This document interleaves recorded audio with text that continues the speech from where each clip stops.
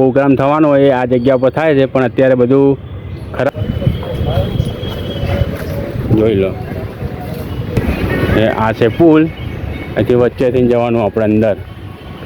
હવે આવી વસ્તુ હોય એના પાછું ઇનોવેશન કંઈ ચાલુ કરે તો કેટલું સારું કહેવાય. જય માતાજી બધા મિત્રોને ફરી એકવાર એસપી બ્લોગ વિડીયોમાં મિત્રો તમારું હાર્દિક સ્વાગત છે. અને આજે મિત્રો આપણે જવાનું છે જે પાટણની અંદર જે ગુંગળી તળાવ આવેલું છે એ ગુંગળી તળાવ જોવા માટે.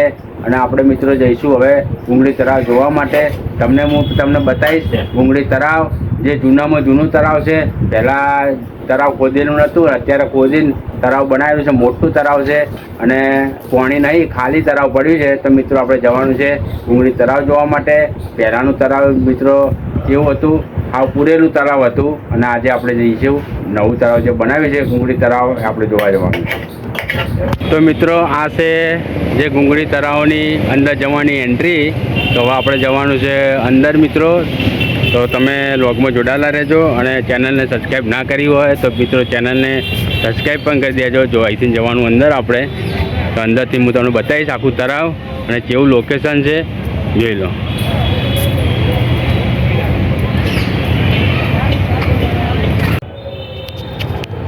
તો મિત્રો આપણે જે પાટણની અંદર જે ગુંગળી તળાવ છે એ કારણે આપણે જોવા માટે આવ્યા છીએ. હું તમને બતાવું ગુંગળી તળાવ જોઈ લો. તો આ છે મિત્રો ગુંગળી તળાવ અને અહીં જે સ્પર્ધા કે કોઈ પ્રોગ્રામ થવાનો હોય એ આ જગ્યા પર થાય છે, પણ અત્યારે બધું ખરાબ પડ્યું. જો બિન હાલતમાં પડ્યું, બધું બંધ પડ્યું, બધું ગંધાતું પડ્યું, કોઈ કચરો સાફ સફાઈ કોઈ છે નહીં. જો આ છે પાટણનું ગુંગળી તળાવ. જો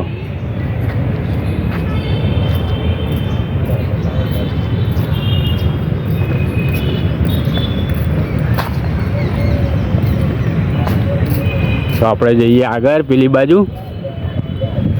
હું તમને બતાવું જે તળાવ છે ગુંગળી તળાવ છે એ પણ હું તમને બતાવીશ.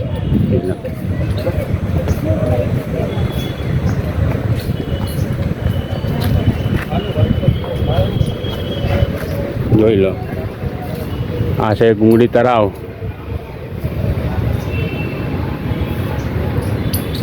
તો આપણે હવે પેલી બાજુ જઈએ જોવા માટે.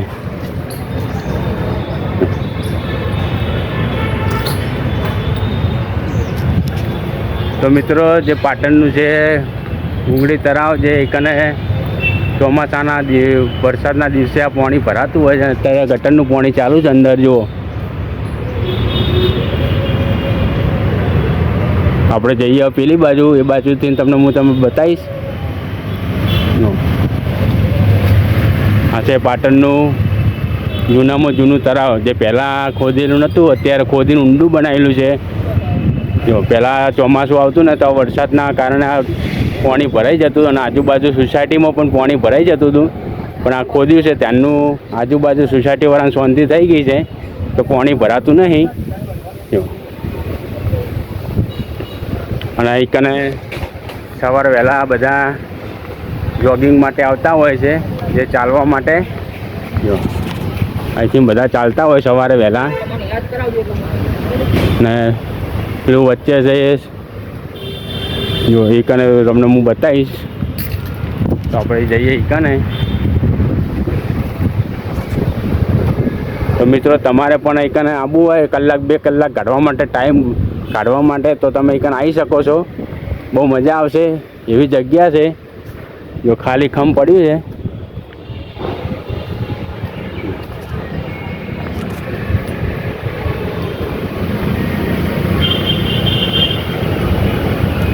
વચ્ચે બનાવેલો પુલ છે, એ પુલ ઉપરથી આપણે જવાનું અંદર.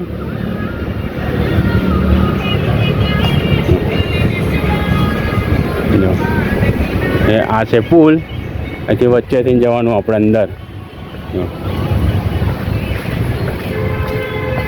પાટણનું જૂનામાં જૂનું તળાવ છે જે ગુંગળી તળાવ.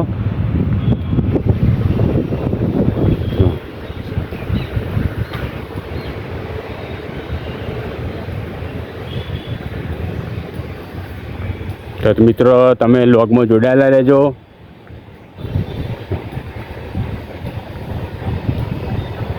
આ ફરવા માટેનું તળાવ બનાવ્યું હતું, પણ અત્યારે ખાલી ખમ પડ્યું છે તળાવ, પાણી નહીં અંદર. પહેલાં તો પાણી આવતું, જો હંમેશા ભૂંગરા છે, અહીંથી ગટરનું પાણી ચાલુ અત્યારે.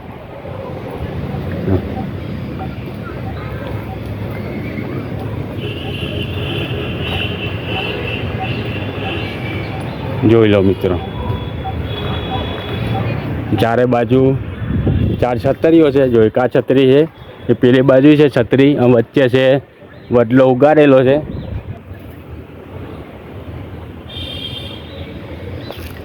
આ રીતે તળાવ,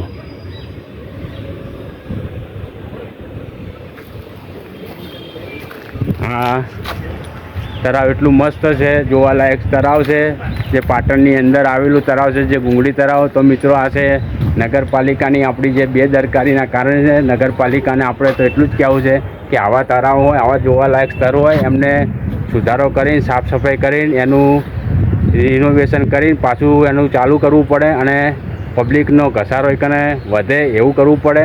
જોઈ લો, આપણે તે નમ્ર વિનંતી છે નગરપાલિકાવાને કે આ તળાવ પાછું ચાલુ કરે, સાફ સફાઈ કરીને. જો બધે અંદર વેલ ઉગી ગઈ છે, આ પાણી છે અંદર, પણ દેખાતું નહીં કે પાણી હોય એવું. ઉપર વેલ ઉગી ગઈ છે, આ વેલ છે. જો બધા ઝાડ ઉગી ગયા, કે બધે ઝાડ ઉગી ગયા છે, કોઈ સાફ સફાઈ નહીં.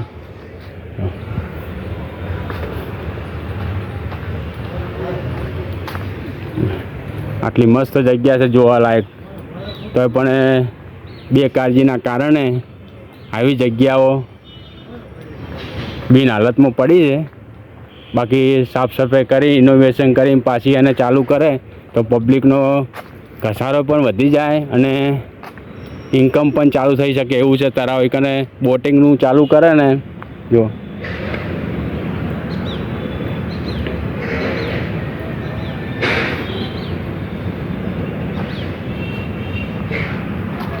તો હવે આપણે જઈએ બહાર.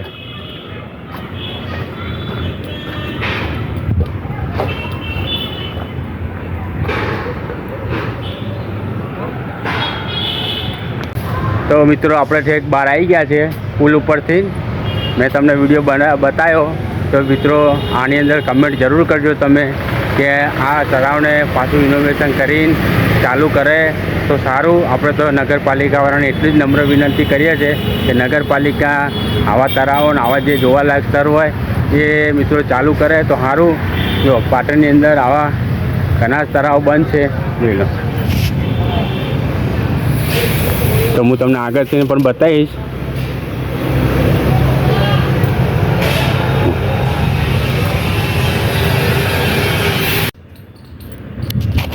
તો મિત્રો હું તમને જે લપસણી જે હિંચકા છે એ પણ હું તમને બતાવું કે જે હાવ પહેલાં ખર્ચો કરીને બનાવે છે અને પછી એ બિન હાલતમાં પડી છે, બધું બંધ જ પડ્યું છે. હું તમને બતાવું છું.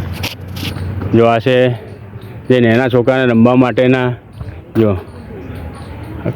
બિન હાલતમાં ભંગારના ખાતે પડ્યું. ભંગાર, જો આ ભંગાર થઈ ગયું. જો આ પાછું કલર કરી ઇનોવેશન પાછું કરીને પાછું ચાલુ કરે તો નાના બચારા ભૂલકા હોય કને રમી શકે છે. અને એક વચ્ચોવચ્ચ જો મોટો કચરાનો ઢગલો પડ્યો છે. જો નગરપાલિકાને આ કચરાનો ઢગલો ભરવાનો પણ ટાઈમ હોતો નહીં. જુઓ હવે બધું બંધ પડ્યું છે. જે નાના છોકરાઓને બચારા રમવું હોય તો શું રમે? જુઓ કાટ ખાઈ ગયા છે સાધનો બધા જે રમવાના. જોઈ લો, આ ઘણા પૈસા વેરફા છે. જોઈ લો, હવે આવી વસ્તુ હોય એના પાછું ઇનોવેશન કંઈ ચાલુ કરે તો કેટલું સારું કહેવાય. તો મિત્રો હવે આપણે જઈશું પેલી બાજુ બહાર.